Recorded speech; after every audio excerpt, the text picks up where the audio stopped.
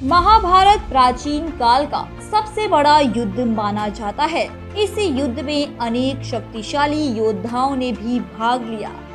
माना जाता है कि महाभारत के युद्ध में ऐसे ऐसे महाशक्तिशाली योद्धाओं ने भाग लिया जो अपराज्य माने जाते थे। इसके अलावा महाभारत में सबसे शक्तिशाली हथियारों का भी इस्तेमाल किया गया। लेकिन क्या आप जानते हैं कि इतने महान योद्धाओं में से सबसे शक्तिशाली योद्धा कौन थे? आगे जानते हैं कि महाभारत के युद्ध में 5 सबसे शक्तिशाली योद्धा कौन थे जिनके साम्राज्य बहुत ही पावरफुल थे। विश्व का सबसे बड़ा विवरण ये शास्त्र ग्रंथ और महाकाव्य हिंदू धर्म के मुख्यतम ग्रंथों में से एक है। इस ग्रंथ को हिंदू धर्म पंचम वेद माना जाता है। हालांकि इसे साहित्य की सबसे अनुपम कृतियों में से एक माना जाता है। आज भी ये ग्रंथ प्रत्येक भारतीय के लिए एक अनुभूति स्तोत्र है। ये कृति प्राचीन भारत के इतिहास की एक गाथा है। इसी में हिंदू धर्म का पवित्रतम ग्रंथ भगवत गीता सन्निहित है। पूरे महाभारत में लगभग 1,10,000 श्लोक है। प्राचीन भारत का इतिहास है महाभारत। श्री कृष्ण देवायन नाम के वेद व्यास ने ये ग्रंथ श्री गणेश जी की मदद से लिखी थी। जीवन के रहस्यों से भरे इस ग्रंथ को पंचम वेद कहा गया है। ये ग्रंथ हमारे देश के मन प्राण में बसा हुआ है। ये भारत की राष्ट्रीय गाथा है। इस ग्रंथ में तत्कालीन भारत का समग्र इतिहास वर्णित है। ये ग्रंथ अपने आदर्श स्त्री पुरुष के चरित्रों से हमारे देश के जन जीवन को प्रभावित करता रहा है। इसमें सैकड़ों पात्रों, स्थानों, घटनाओं तथा विचित्रताओं व विडंबनाओं का वर्णन है। अर्जुन महाभारत के युद्ध में शक्तिशाली योद्धा के रूप में अर्जुन को भी जाना जाता है। माना जाता है कि अर्जुन के पास कई अस्त्रों का ज्ञान था। कहते हैं कि जब अर्जुन को चुनाव का मौका दिया गया कि वह कृष्ण की नारायणी सेना को चुने या स्वयं निशस्त्र कृष्ण को, तो उन्होंने कृष्ण का चुनाव किया। ये महाभारत का सबसे बड़ा निर्णय था। अर्जुन ने ही कौरवों की आधी से अधिक सेना को मारा। इसमें भीष्म और कर्ण भी शामिल थे। द्रोणाचार्य ने ही दोनों तरफ के सेनाओं को ज्ञान दिया था। इनके पास हर अस्त्र को चलाने का ज्ञान था।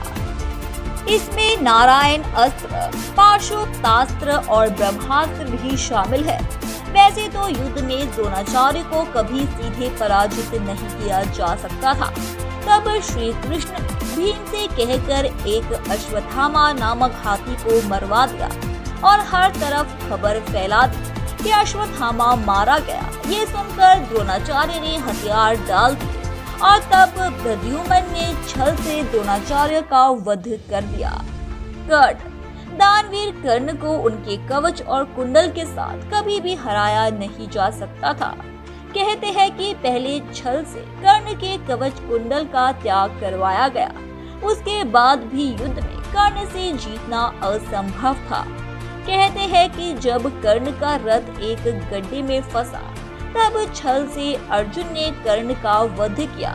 कर्ण को वरदान मिला था कि उसके कवच और कुंडल को दुनिया का कोई भी अस्त्र शस्त्र नहीं भेद सकता था।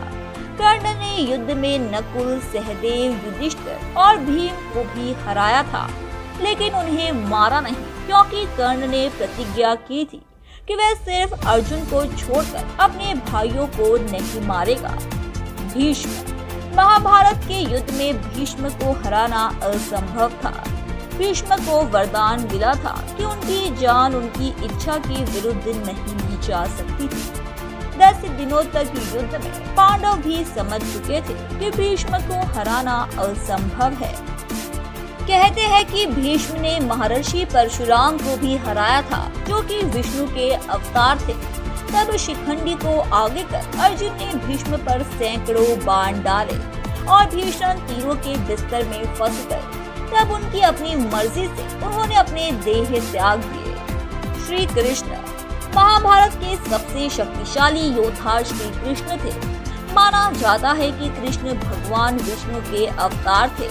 उन्होंने महाभारत के युद्ध में कोई भी हथियार इस्तेमाल नहीं किया था। श्री कृष्ण सिर्फ अपनी रणनीति से वो इतने महान योद्धाओं को मात दे पाए। कहते हैं कि अगर श्री कृष्ण हथियार उठा लेते तो सिर्फ अपने सुदर्शन चक्र से कौरवों की पूरी सेना का विनाश कर देते, क्योंकि कृष्ण के सामने कोई भी योद्धा अमर नहीं था।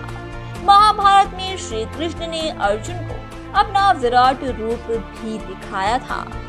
धन्यवाद दोस्तों, उम्मीद है कि आपको हमारे द्वारा बताई गई जानकारी काफी पसंद आई होगी। इसलिए ऐसे ही रोचक तथ्यों और रहस्यों को जानते रहने के लिए हमारे चैनल को सब्सक्राइब करें। अपनी प्रतिक्रिया कमेंट बॉक्स में दें, उसे लाइक करें और अपने दोस्तों रिश्तेदारों को इस जानकारी से रूबरू कराने के लिए हमारे इस चैनल को ज्यादा से ज्यादा शेयर करें। धन्यवाद।